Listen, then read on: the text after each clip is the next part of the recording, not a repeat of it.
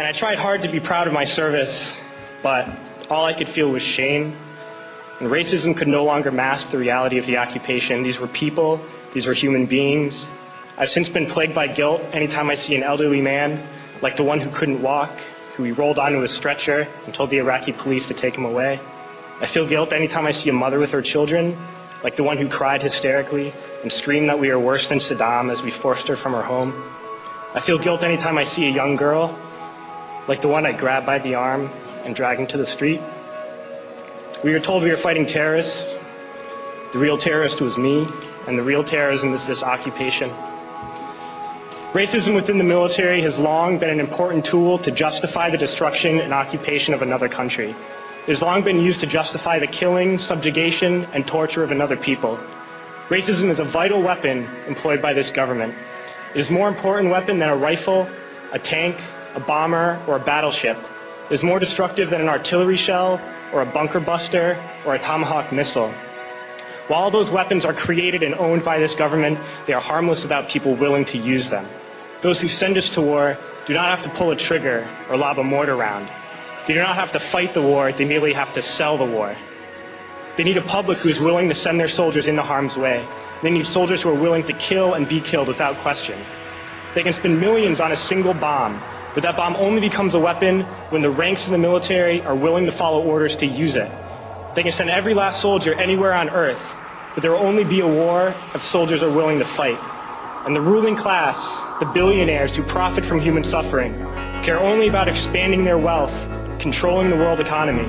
Understand that their power lies only in their ability to convince us that war, oppression, and exploitation is in our interest.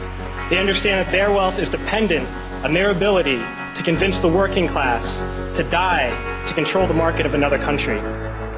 And convincing us to kill and die is based on their ability to make us think that we are somehow superior. Soldiers, sailors, Marines, airmen have nothing to gain from this occupation.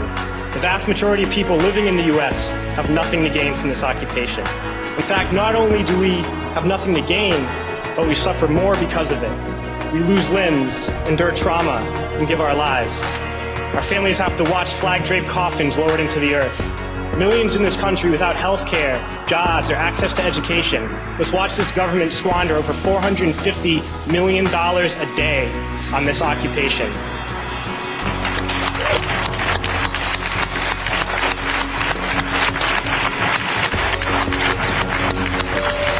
Poor and working people in this country are sent to kill poor and working people in another country to make the rich richer.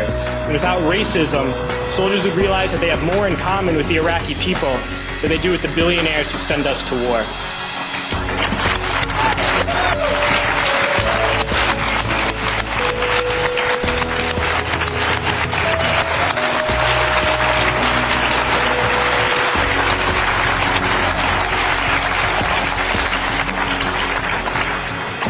I threw families onto the street in Iraq, only to come home and find families thrown onto the street in this country, in this tragic and unnecessary foreclosure crisis. We need to wake up and realize that our real enemies are not in some distant land.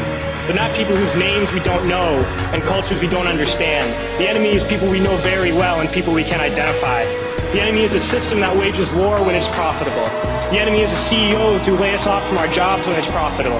It's the insurance companies who deny us health care when it's profitable. It's the banks who take away our homes when it's profitable. Our enemy is not 5,000 miles away. They are right here at home. If we organize and fight with our sisters and brothers, we can stop this war, we can stop this government, and we can create a better world.